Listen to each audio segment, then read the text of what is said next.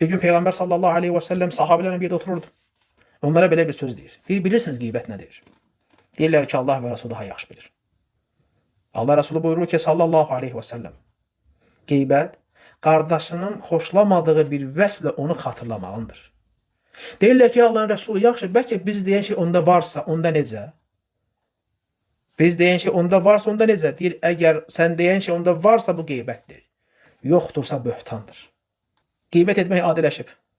Bugün nə qədər insanlar var? Yaşlı, cavan, kişi, qadın, böyük, kiçik, bilən, cahil, ziyalısı, avamı belə onlar bu günaha qərq olublar. Elə məclisdə var ki, qeybətdən yan keçməz, qeybətsiz olmaz, maraqsız məclisdir. Kimin haqqında danışmasalar, məclis xoş məclis deyil, maraqsızdır. Qeybətdən xali qalmaz.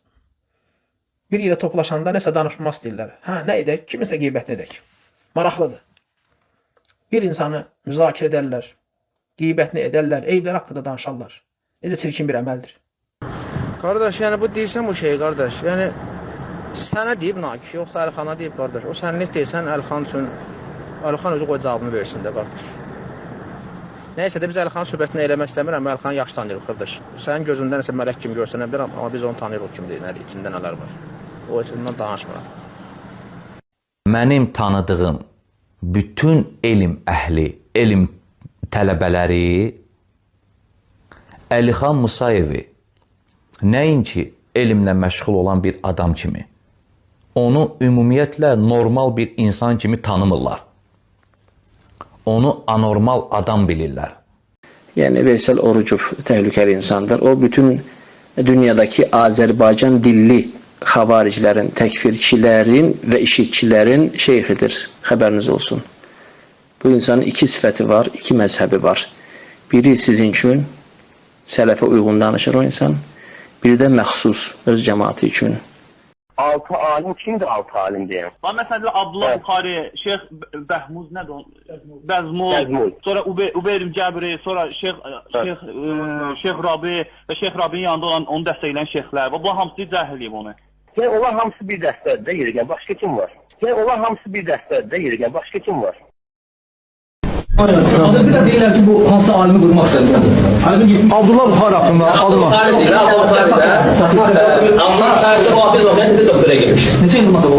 16 il olar da, 15 il təyində.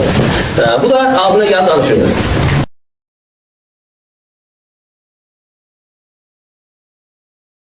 Yəni biz o cəmaat dedik, bu sələf olur. Hətta orada tərkib var, sələf şeyhlərdən universitetin özündə. Digər Şeyh Abdullah Atif var. Ondan soruşuram, deyirəm ki, bu nə demək? Onlar da bilirlər ki, bu düzgün eləmir. Hətta Şeyh Tarif mənə gözdən söz dedik ki, adil deyir. Deyir, ağıllı insan İslam'a gəlir, biraz da gözəlləşir. Amma səfih İslam'a gəlir, kör uyur. Mən getmişəm onun yanına. Sonra mən Yəməni uşaqlar dedi ki, belə danışır. Və getdim yanına, deyik, mən Yəmən istəyəm gəlmişdi. Gələrəm də istərsən məni tanımadan nə danışırsan? Və danışanda görürsən ki, sözündən qaçdı. Və sonra hətta bir yaxında eşitmişəm Liviyadan ya da Tunisdən qardaşlar gəlib tüpürürlər üzünə ki, onun sözünün üzərində qırğınlar çıxıb. Yəni bu arxadan danışır, amma üzə çıxa bilmir. Yəni biz tanıyırıq da kimdir o? Amma qaldırmaqdan deyil ki, o adam həddədidir, əffəkun əfim, böhtancı və günahkardır. Şeyx Rabi əvvəl həmişə bizə təhliliyə qarşı idi, vururdu. Yəni onun hamısı 250 razı idi. Amma axırbaşlar isə yəni sələfilərə qarşı olduğuna görə, sələfilərə də yəni şeyx yəni cərh elədiyinə görə Şeyx Abba da razılaşmıyor. Məsəl üçün, yəni dində iqamət özü də, məsələn, başlaydı ki, təkbirçilərə qarşı və yaxud da bir də təminə qarşı danışanda hamı razı idi.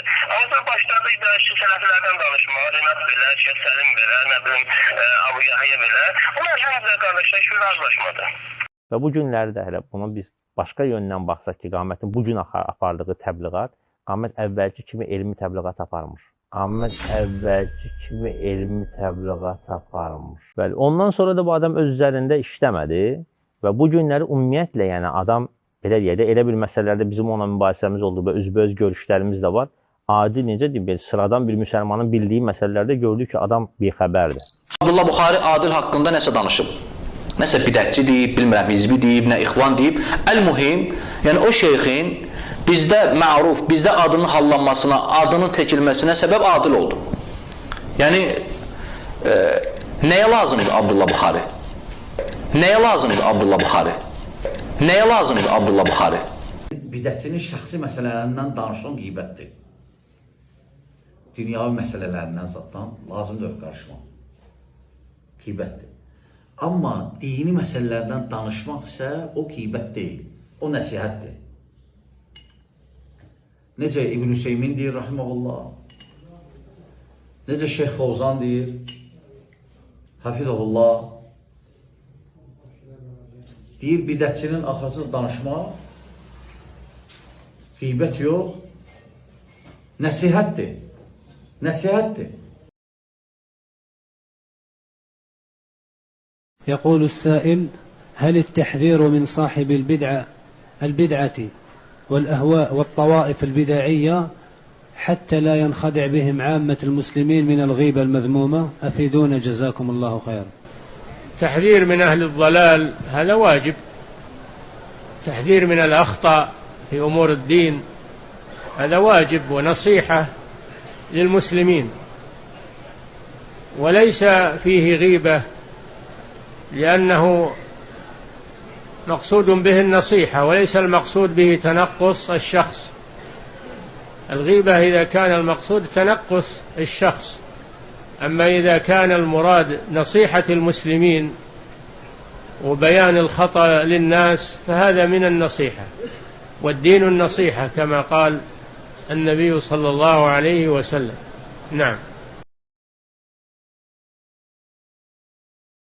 هذا الرجل الذي جعل الناس يتحدثون به صاحب بدعة أو صاحب فكر منحرف وذكر في المجلس فلا ترد عنه، لأن هذا كذب، إذ أن هذا المبتدع وصاحب الفكر المنحرف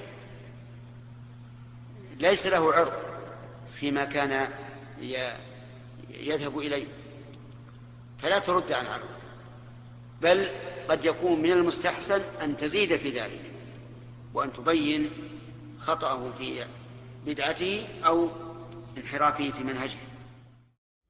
Ona görə o bəzi qardaşlara alladıblar. Nəsihəti çeviriblər qeybətə. Deyiblər susun.